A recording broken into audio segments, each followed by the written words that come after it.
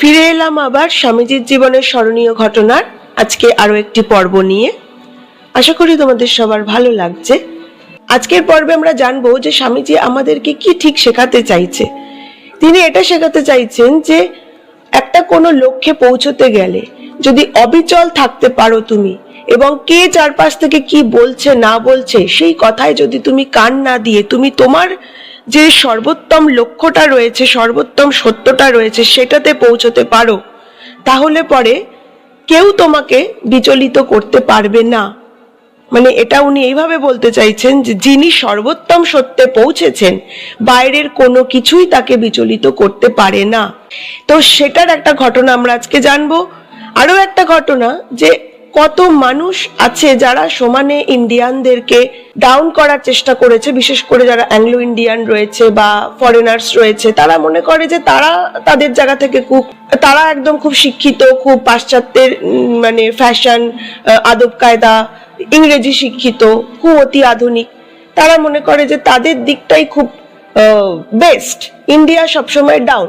কিন্তু সেটা তো কখনোই নয়। স্বামীজি সবসময় তার প্রতিবাদ করে গেছেন, তার লক্ষ্যে তিনি অবিচল রয়েছেন এবং তিনি যাকে যেটা যোগ্য জবাব দেওয়ার তিনি সেটা থেকে কখনো পিছু হটেননি। হ্যাঁ, প্রথমটা তিনি সুযোগ দিয়েছেন, মানুষ কি বলছে সেটা সম্পূর্ণ তিনি শুনতেন চুপ করে, কি বলছে। যখন ধৈর্যের বাঁধ ভাঙতো তখন তিনি কিন্তু তাকে ঘুরে কিভাবে মোক্ষম জবাব দিয়ে কাঁদিয়ে ছাড়তে হয় সেরকম দুটো ঘটনা স্বামীজির জীবনের স্মরণীয় ঘটনার থেকে জানবো, যেটা স্বামীজি তার নিজের জীবন দিয়ে আমাদেরকে শিক্ষা দিয়ে গেছে। তাহলে শুরু করা যাক।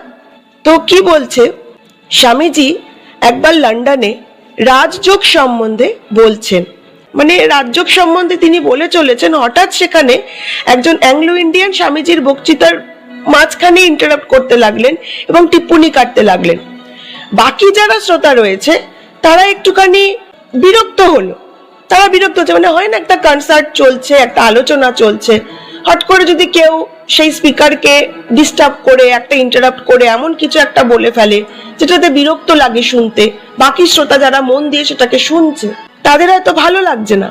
তো সেরকম জায়গায় স্বামীজি কি করছে, প্রথমটা কিন্তু উনি বিরক্ত হচ্ছেন না, কিছু শ্রোতা বিরক্ত হয়েছিলেন, কিন্তু উনি বিরক্ত না হয়ে উনি ওনার বক্তৃতাটা কিন্তু কন্টিনিউয়াস কিন্তু চালিয়ে যাচ্ছিলেন।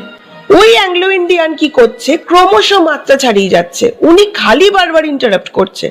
স্বামীজি বুদ্ধের প্রশংসা করতে লাগলেন, তিনি বুদ্ধের নিন্দা করছেন, মানে বুদ্ধদেব সম্বন্ধে প্রশংসা করে কিছু বলছেন, উনি ওখানেও নিন্দা করছেন।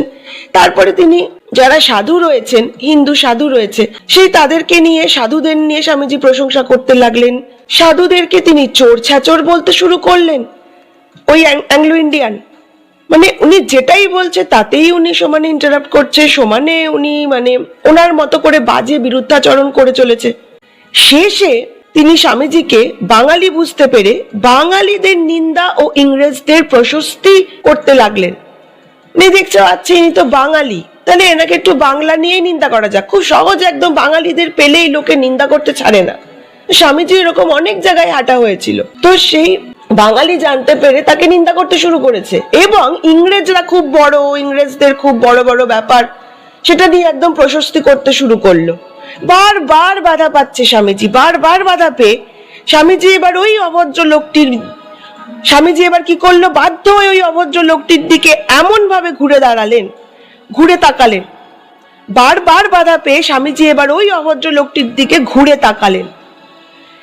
এইবারে উনি ঘুরে তাকালেন আর কি করলেন, ইতিহাস থেকে একের পর এক নজির দেখিয়ে এমন ভাবে তিনি ইংরেজদের কুকীর্তির কথা চোখে আঙুল দিয়ে লোকটিকে দেখিয়ে দিলেন যে ওই অ্যাংলো ইন্ডিয়ান লোকটি তখন আর নিজেকে সামলাতে না পেরে কেঁদে ফেললেন, কাঁদতে বাধ্য হলেন। উনি অনেকক্ষণ টাইম দিয়েছিলেন, অনেকক্ষণ সময় দিয়েছিলেন যাতে উনি একটু চুপ হয়ে যায় বা কিছু হয়ে যায়।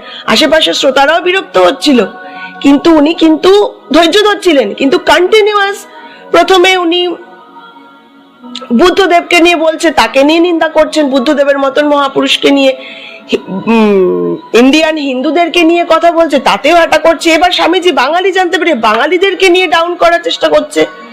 তো কত সহ্য করবে? আর ইংরেজরা খুব বড়, ইংরেজদের সব কালচার খুব বড়, তো উনি সহ্য করতে পারেননি। উনি তখন মানে ঘুরে দাঁড়িয়ে মোক্ষম জবাব দিলেন। আর তখন ইংরেজদের কি কি কীর্তিকলাপ আছে ইতিহাস থেকে ঘেটে ঘেটে সেগুলো বার করে উনি চোখে আঙুল দিয়ে ওনাকে দেখিয়ে দিলেন ওই অ্যাংলো ইন্ডিয়ানকে। আর অ্যাংলো ইন্ডিয়ান তখন কেঁদে ফেলতে বাধ্য হলো। স্বামীজি কিন্তু কিছু কিছু জায়গায় ইংরেজদের প্রশংসাও করেছেন, কিন্তু সেসব জায়গায় প্রশংসা করেছেন যেখানে তিনি তাদের থেকে সম্মানটা পেয়েছেন। আর যেখানে তাকে নিন্দা করা হয়ে যাচ্ছে, যে একটা জাতিকে তুমি কন্টিনিউয়াস উপরে তুলতে গিয়ে তুমি আর একটা জাতিকে ডাউন করছো, এরকম জায়গায় কিন্তু আবার স্বামীজি প্রতিবাদের আগুন জ্বালিয়ে সেখানে তার নেগেটিভটাকেও টেনে এনে কিভাবে বলে তাকে চুপ করাতে হয় সেটাও করে উনি দেখিয়েছেন। এইরকম ছিলেন উনি, একটা জ্বলন্ত আগুন, প্রতিবাদের আগুন। সবসময় যে সবকিছু মেনে নিতে হবে, সবকিছু সয়ে নিতে হবে, আমাদেরকে আমরা সবসময় ডাউন করব কেন? আমাদের কি কিছু কম আছে? আরে তোমাদের জাতের মানুষদেরও অনেক রকমের ক্ষমতা আছে, পাওয়ার আছে, শিক্ষা সংস্কৃতি আছে, ভালো কথা। তোমাদের পাশ্চাত্য শিক্ষা অনেক উন্নত, ভালো কথা। কিন্তু আমরা ইন্ডিয়ানরাও কিছু কম নই। আমাদের ইন্ডিয়ানকে তোমরা কথায় কথায় কেন ডাউন করবে? সেই জায়গাতে স্বামীজি জ্বলন্ত আগুনের একটা গোলা, প্রতিবাদ কি করে করতে হয় সেটা উনি খুব ভালো করে প্রতি মুহূর্তে দেখিয়ে দিয়ে গেছেন এবং চোখ দিয়ে জল বার করে ছেড়েছিলেন সেই অ্যাংলো ইন্ডিয়ান। আর তারপরে মজার ব্যাপার, যা বলার বলে ওনাকে কাঁদিয়ে ছেড়ে উনি কিন্তু আবার ওনার বক্তৃতায় ব্যাক করলেন এবং এমন একটা ভাব যেন কিছুই হয়নি। আর তারপরে আবার ক্যাজুয়াল হয়ে গেলেন, হয়ে গিয়ে উনি ওনার বক্তব্যটা কন্টিনিউ করে শেষ করলেন। স্বামীজি আমেরিকায় একটি বক্তৃতায় পাশ্চাত্যের প্রবল নিন্দার সমালোচনা করে বলেছিলেন, পাশ্চাত্যের প্রবল নিন্দার সমালোচনা করে উনি কি বলেছেন, যে যদি গোটা ভারত উঠে দাঁড়ায় এবং ভারত মহাসাগরের নিচে যতগুলো কাদা আছে সেই কাদাগুলো যদি পাশ্চাত্যের দেশগুলোর দিকে ছুঁড়ে মারে, তাহলেও আপনারা আমাদের বিরুদ্ধে যা করছেন তার যৎসামান্য প্রতিশোধ হবে না।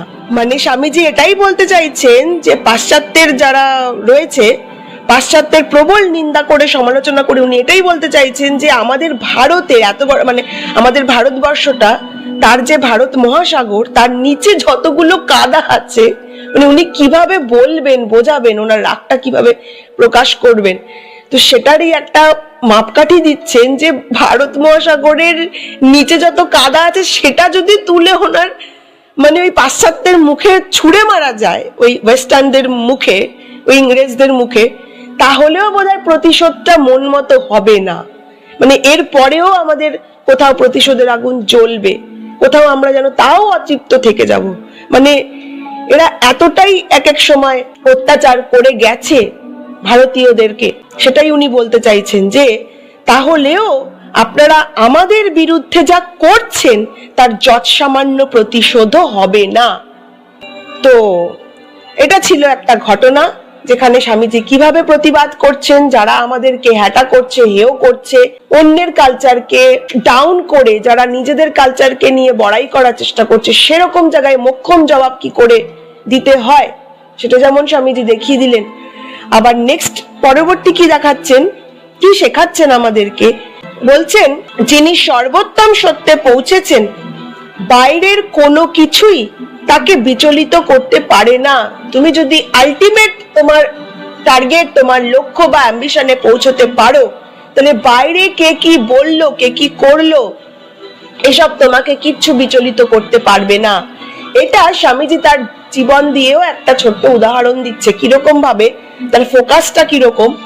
স্বামীজি আমেরিকার পশ্চিম প্রান্তের একটি নগরীতে স্বামীজি একবার বক্তৃতায় বলেছিলেন, যিনি সর্বোত্তম সত্যে পৌঁছেছেন বাইরের কোনো কিছুই তাকে বিচলিত করতে পারে না। এই কথাটা শোনার পর ওখানে কিছু কাউবয় ছিল, তারা ঠিক করলো স্বামীজির উপরেই স্বামীজির কথাটা পরীক্ষা চালানো যাক।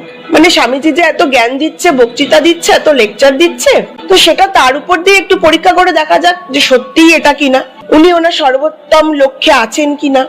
এটা দেখার জন্য কি করলো, স্বামীজি সেই কাউবয়দেরই গ্রামে বক্তৃতা করতে গেলে তারা একটি টব উল্টে তার উপর দাঁড়িয়ে তাকে বক্তৃতা করতে বললেন। সেটা টবের উপর দাঁড় করিয়ে দিল, দাঁড় করিয়ে স্বামীজিকে বললো, না এবারে বক্তৃতা দাও। মানে এটা তো এক ধরনের হেনস্থাই করা, মানে তাকে খিল্লি করা। মানে লোকে ডায়াসের উঠে বক্তৃতা দেয় বা কোনো মঞ্চে উঠে বক্তৃতা দেয়, হ্যাঁ পোডিয়ামের সামনে বক্তৃতা দেয়, এখানে নাকি স্বামীজিকে একটা টবের উপর উঠিয়ে দিয়েছে। কতটা হাস্যকর, কতটা খিল্লি করা।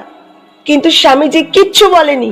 উনি ওই টবের উপর উঠেই ওনার যা বক্তৃতা, ওই যে বললেন না যে সর্বোত্তম সত্যে যিনি পৌঁছেছেন তাকে কেউ বিচলিত করতে পারবে না। তো টবের উপর উঠতে বলেছে, আমি টবের উপরেই উঠে পড়বো। টবের উপরে উঠে পড়েই উনি ওনার যা বক্তৃতা ছিল সেটাতে উনি অবিচল থেকে উনি ওনার বক্তব্য চালিয়ে গেলেন, বক্তৃতা দিয়ে গেলেন। এক চুলো ওখান থেকে উনি নড়েননি। এমন সময় তার কানের দুপাশ দিয়ে শো শো শব্দে গুলি ছুটতে লাগলো। স্বামীজি কিন্তু একটুও বিচলিত না হয়ে বক্তৃতা চালিয়ে গেলেন। বক্তৃতা শেষ হলে সেই ছেলেগুলি তাকে ঘিরে দাঁড়ালো, করমর্দন করলো, তখন ক্ল্যাপিং করলো, হাততালি দিল, আর তাকে জানালো যে হ্যাঁ, তুমি সত্যিই খাঁটি লোক, মানে তুমি যা বললে তুমি তা করে দেখালে। ওই টবের উপর উঠতে বলেছে, উঠে উনি বক্তৃতা চালিয়েছেন।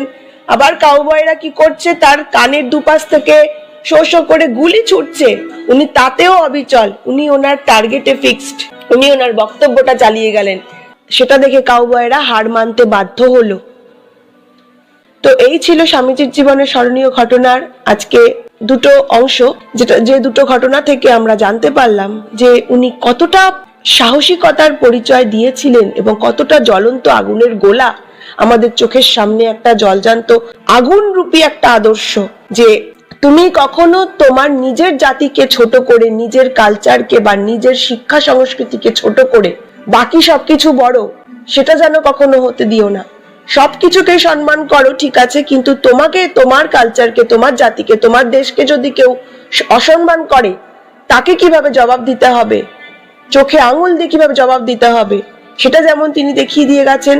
আবার কোনো একটা লক্ষ্যে, কোনো একটা উদ্দেশ্যে, কোনো একটা মোটো টার্গেট যাই বলো, সেটাতে ফিক্সড তুমি যদি হতে পারো এবং সর্বোত্তম সত্যে তুমি যদি পৌঁছে যেতে পারো, তাহলে আশেপাশের কোনো কিছু তোমাকে বিচলিত করতে পারবে না।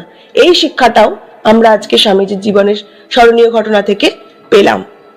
তো এটাই বলবো যে স্বামীজি আমাদের কাছে এমন একটা জলজান্ত একটা শিক্ষার একটা চ্যাপ্টার, যাকে প্রতিদিন আমরা যদি আমাদের জীবনের প্রতিদিনের চলার পাথেয় হিসেবে নিতে পারি, তাহলে মনে হয় আমাদের জীবনটা কোথাও সার্থক হবে। কারণ আমরা অনেক সময় দুর্বল হয়ে পড়ি, মানুষ কখন কে কি বললো সেটা নিয়ে বিচলিত হয়ে পড়ি, আমরা ভেঙে পড়ি যে কেন আমাকে এরকম বললো, কেন এরকম বলতে গিয়ে তখন হয়তো আমরা যে কাজটা একটা উদ্দেশ্য নিয়ে এগোচ্ছিলাম সেই কাজটাই হয়তো আমরা তখন থামিয়ে দিলাম, যে না, করবো না, মুডটা খারাপ হয়ে গেল। না, উনি আমাদের শেখাচ্ছেন না, তুমি যে লক্ষ্যটাতে তুমি ছিলে সেখানে অবিচল থাকবে। আর তুমি যদি সত্য হও, তুমি যদি সর্বোত্তম সত্যে পৌঁছতে পারো, তাহলে তুমি সেখানেই টার্গেট ফিক্স থাকবে, তোমাকে আশেপাশে কোনো কিছু টলাতে পারবে না। এবং সেটা উনি কিন্তু ওনার জীবন দিয়ে সেটা আমাদেরকে বুঝিয়ে দিয়ে গেছে। তো এই ছিল আজকের দিনের স্বামীজির জীবনের স্মরণীয় ঘটনার পর্ব। এরকম ভাবেই আমরা তাকে সাথে নিয়ে এগিয়ে যদি চলতে পারি আর আমাদের জীবনটাকে সমৃদ্ধ করতে পারি, তো এর থেকে বড় তো আর কিছু ভালো হতে পারে না, তাই না? তো কালকে দেখা হচ্ছে আবার পরবর্তী পর্ব নিয়ে। আজকে এইটুকুই।